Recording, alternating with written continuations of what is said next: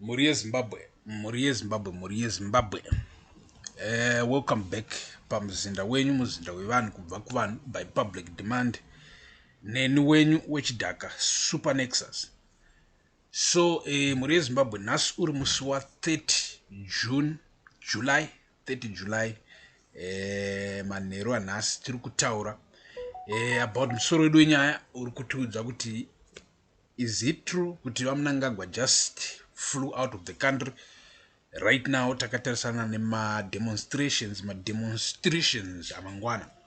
Right, so Muriye Zimbabwe, we also have other stories that chabata about Professor Maduk and later to the civil servants kubva ku Public Service Commission, and then tichataura about the police nechichi nemama business ari kuitika munyika. So right now let's get into the headline. Mnangagwa flees the country. Right, Muriye Zimbabwe, pane news dzasvika pa news desk. It's very important.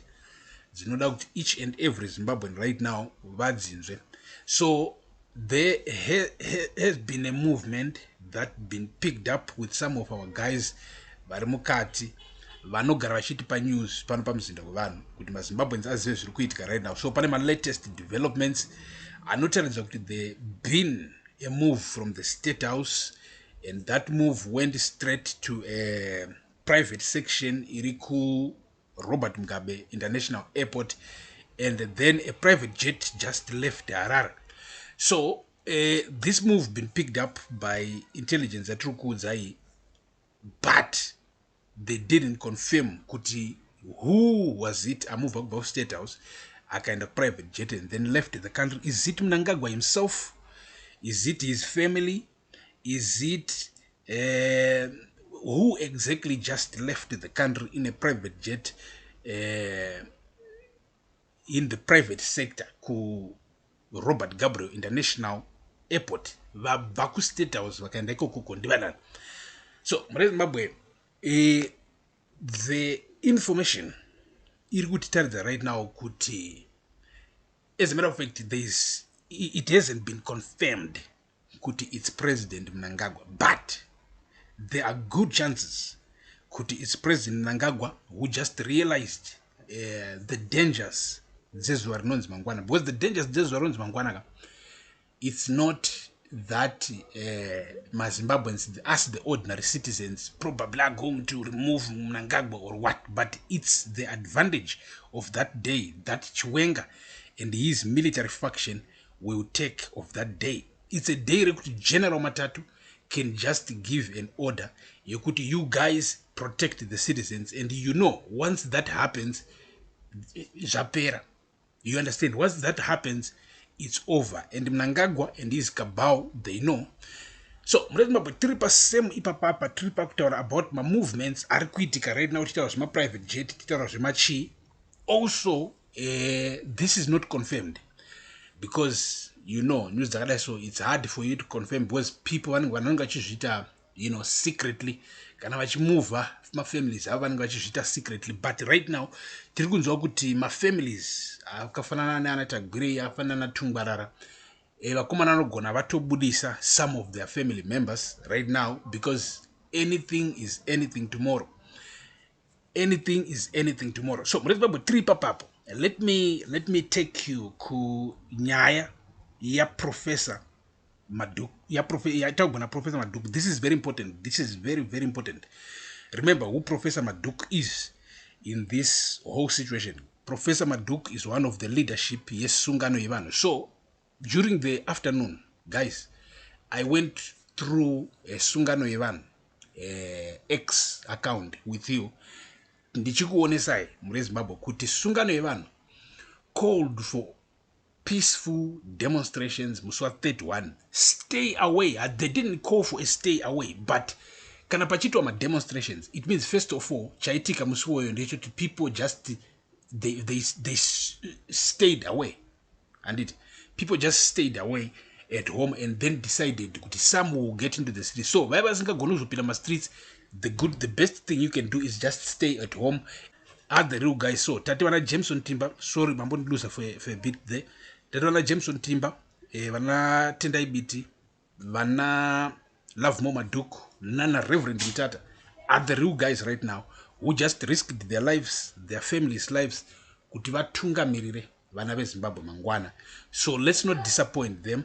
And the most beautiful thing ndecho chekuti takaudzwa isusu kuti Jesu ari kuda kumutsa Lazaro. Jesu kuda kumutsa Lazaro.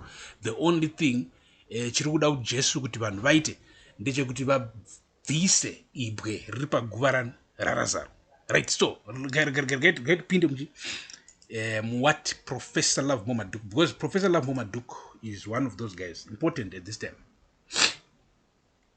So Hanzichi Zimbabwe, Hanzina Professor Love Moma Duke. This is a Muswa July 29. So Ndine Zure at 7:29 p.m. Manero afana. So this is the confirmation.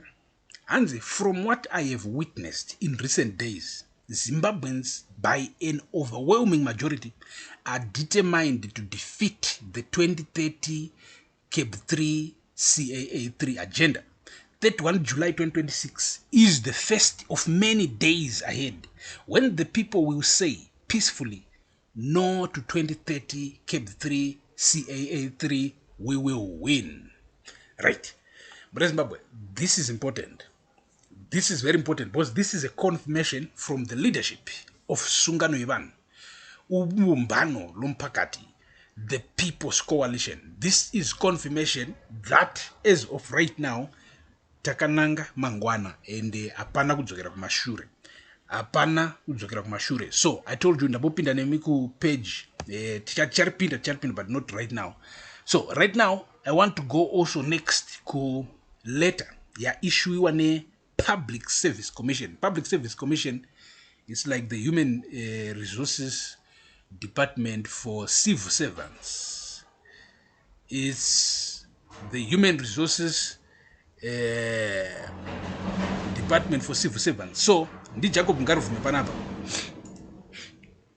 ari kutaura about this document rashitswa hanzi civil servants. A number of people have sent me what is said to be an internal Public Service Commission memo. Civil servants have been asking whether it is genuine. My response is simple. 31 July is a special day that every Zimbabwean should embrace with a sense of responsibility. Now, let's get into the letter so that we understand the issue we want a Public Service Commission. Right. Hanze notes reports of planned public demonstrations and stay away actions expected to take place across Zimbabwe on 31 July 2026. The Commission recognizes that the Constitution of Zimbabwe guarantees fundamental rights and freedoms, including the right to demonstrate and present petitions peacefully under Section 59, as well as freedoms of expression and association subject to the Constitution and applicable laws. In view of the anticipated disruptions to transport and public movement, ministries, departments and agencies are advised to exercise reasonable flexibility in managing attendance on 31 July 2026. Employees who are unable to report for duty due to circumstances arising from the anticipated disruptions should communicate with their supervisors through the normal reporting channels where practicable. Employees who are able to report for duty safely are encouraged to do so. However, no employee should be required to place themselves at unnecessary risk in attempting to travel to and from the workstation. Right. So this statement, every civil servant, kuti guys, garai kumba, musapinda pama unnecessary risk, muchipinda, mushinda kubasa, musuni ngoka plano mzakadai so. So hence the Commission further acknowledges that public officers as citizens enjoy the rights guaranteed by the Constitution. The Commission affirms that it will continue to respect those constitutional rights, including the right to participate in peaceful and lawful demonstrations. The Commission urges all public servants, regardless of whether they attend work or exercise their constitutional rights, to conduct themselves peacefully, responsibly, and in accordance with the law issued by the Secretariat Public Service Commission. Right, Zimbabwe, this is very important to all of you guys. Vari panapa, vari muno muZimbabwe, vari civil servants. So, Jacob Ngaruvuma ari kuti whether this document, this or that, Mangwana is a special day, one way or the other. But you can hear what this document is saying. It's saying everything in accordance to the constitution, in accordance to the law. So this is for the civil servants. Masunzira muri Zimbabwe. Kuti Mangwana, what is what, which is which. So muri Zimbabwe, ndiri kuda kuti tinzwisisane panapa, because ndiri kuda kuti tichipinda something. Today we are not going to have a very long broadcast. So right now ndiri kuda kupinda munyaya iyi yaitika, nyaya yemapurisa nemagweja, ende tiri kunzwa kuti pazoitika zvinhu zvisina basa.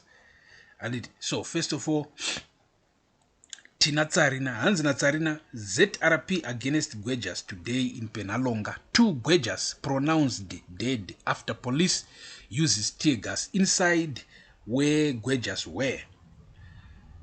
So, ugweja weso, munyika muna mabasa. So, kana makushandisa brute force, brutality against vanhu vari kudhiga vachitsvaga vachizama kudla, munenge muchireva kuti chii. Kana dziri chokwadi pasi nemi. But let's get into the video itself to what's really so apa pana nungachitaura imwe language imwe yaya. So just make sure wadzora mavolume, because vanenge vachitaura zvanakuma handi maiza kwete zvimwe but zvanakuma. Yes, so listen.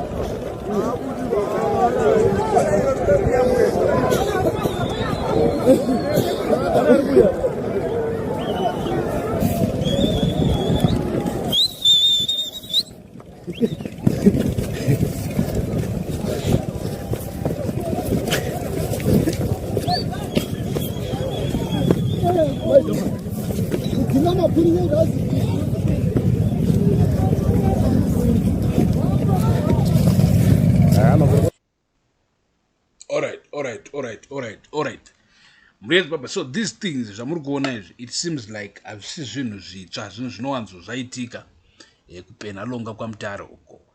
So muri Zimbabwe techikuonesai one, but I have nothing much to say. Pasinazvo, magweja off, so it's not a good thing. Magweja, you can even like that. But first of all, fix the system. Let the system be able to absorb these people, employ these people, and all of that, rather than just fighting these people. The guys are so serious, but they are not serious about delivering water every day, magets every day. But kudaiso maputsa dzimba dzevanhu izvo zvomunozviwanira simba kutobhadhara kutora machines, muchiputsa first build dzimba and make them affordable, and then mozoti vanhu uyai muende kunoko, and then munoputsa ko. It makes sense. Kwete kuti hapana zvamuri kuita, hapana, but basa ndiri kuda kuti tikudaita order muchiputsira vanhu zvinhu. Meme muchimbozvidzana nemi boys, zvimwe zvimutemo zvameme nazvo ka. Yes, it's law, but law, you don't just talk about law when it comes to destroying things, to arresting people. You talk about law after you build systems that can absorb those people, and it will something to quit. So now let's talk about our last story, which is a big business deal. It's a big business. We are talking about business. So this is on the Newshawks X account. So in your Telecel. So let's get into it straight. First, to get into the picture of Telecel building. So let's get into it. Hans, a local investment vehicle, Augustus Capital, so name Zimbabwe, is snapping up Telecel Zimbabwe for a total $175 million under the Corporate Rescue Program. Technomeg can exclusively reveal by Tonio Tonio. This move will see Telecel Zimbabwe partnering with a giant regional telecoms player, a move that will shake up the telecoms landscape in Zimbabwe. Augustus Capital was established as a special purpose investment vehicle to participate in the restructuring and proposed acquisition of Telecel Zimbabwe pursuant to the corporate rescue proceedings. So let's talk about the deal structure. Mutapa Investment, the Sovereign Wealth Fund, which is the Mutapa Investment, will cede most of its 45% stake in Telecel. Retainers continue to be employed by the company. They will be entitled to their salaries and other accrued benefits. So, Telecel, so surprising kuti utengwa nemari dzese dzidzodzo, because Telecel major focus yayo iri papi, we don't know, but hatisi kuiona Telecel. Maybe it's operating, the behind the scenes underground.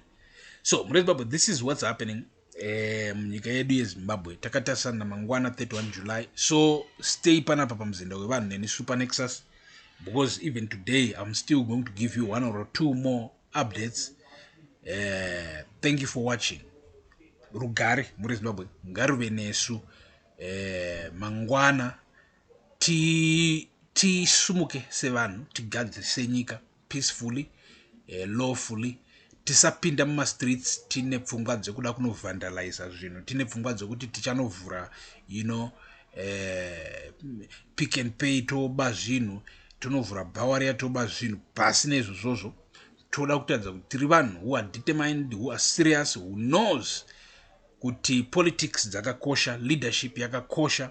We have to fix leadership munyika, because every problem nama yatinayo muno muZimbabwe, I have to be honest with you, it's all associated ne politics. Tikagadzisa politics dzedu, at some other point tenge tina a leader who is clean, who is not under any sanctions from any country or organization on an international level. That will be a big win. That by itself will be a big win. We already know Chiwenga also got sanctions, but Mnangagwa is worse. So as of right now, we forgive Chiwenga. We just choose to say, we will see. But for now, we have a bigger problem. We have a man who is an imperialist, who is a colonialist, who is a colonizer, Emerson Mnangagwa, who is openly trying to establish a dynasty in Zimbabwe. We hope, I just hope sometimes that I'm lying. Kushua ndofana unge ndichinyepa mani pano pa YouTube. Zviri nani ndakwa kuchinzi kunyepa pa YouTube kuti Mnangagwa aruda kuestablish a dynasty. It would be better. But unfortunately, that crazy thing, that crazy idea is actually true. So it's a bad thing, and tomorrow all of that might end. And I'm really seeing all of that ending tomorrow. Zimbabwe, I love politics because politics, it's that thing that magic exists. In politics, magic exists. Believe me, a regime in for 20 years. Vanhu vose vachitongogaya kuti this is the normal thing, inokwanisa kubviswa in one day, and then because isusu muri Zimbabwe, I'm about democracy. Believe me, zvose zvichitaurwa namaponga zvezve kunzi kwanzi imi munotaura zvedemocracy, tasai democracy kupite democracy azoita sei achishora zvezve. Muri Zimbabwe musanyepegwa. Democracy is not, although it might have developed fast and became real in some regions of the world than others, but democracy is a human concept. It is what humans would call ideal politics. And fortunately, but fortunately, we were born in a world, Zimbabwe, yokuti, that ideal has become real in some parts of this earth. I tell you, kana kwa kuchinzi takazvagwa 300, 400 years ago, believe me, ungada wakazvagwa under makings nemakingdoms worldwide pasina kana nzvimbo inonzi kwanzi vanhu vane kuzvitonga kuzere, kusina kana nzvimbo yaunowana pano pasi inonzi ino kuzvitonga kuzere. Sezvatinoita iko zvino techiti kuna na South Korea, kuna na Britain, kuna na United States, kuna na Germany, kuna in fact the whole of the West is almost democracy. And then muno mu Africa tina na South Africa pa next door pedo apa pane democracy, tine Botswana pa next door pedo apa pane democracy, tine Zambia pa yakatotadza democracy pa yakapinza akaenda ichilema. So vana Mnangagwa, they're trying to take us back, but they are surrounded by progress on a political level. So isusu muri Zimbabwe hatisi kuzoda kunyepegwa kana kubvuma kunyepegwa, hatisi kuzoitiswa. Hanzi politics dziri toxic. Kana politics dziri toxic, why iwe uri kuda kuita the politician for life? Why then are you staying in that office and then you say for the rest of your life you're going to be the president and woda kuisa vanako? Iwe nefamily yako ndi musingafili the toxicity ye politics zvokuti it's okay for you to stay there to be politicians, to be the only politicians in Zimbabwe? Pasi nemi hatisi vanana. We are men with families, with friends, with mothers and fathers and brothers and sisters and chichi. So mure Zimbabwe, stay tuned pamzinda 1 nenu Super Nexus. Mangwana tichange tiri tose futi tichipanana ma-updates as things happen, and day after tomorrow tiri panapa tichitaura also tichiona chiche chaitika